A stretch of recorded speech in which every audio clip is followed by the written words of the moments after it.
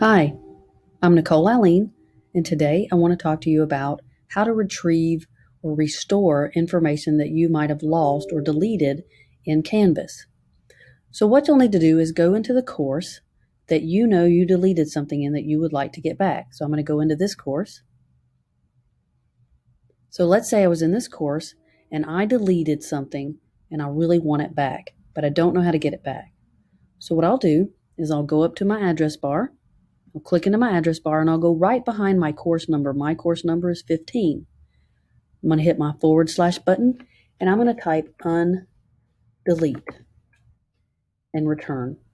When I hit undelete, I see all of these deleted items. So these are things that I created, that I deleted, and I can see all of them. So I can go to the one that I know that I want back. Let's say I wanted the high frequency words back. This was an assignment.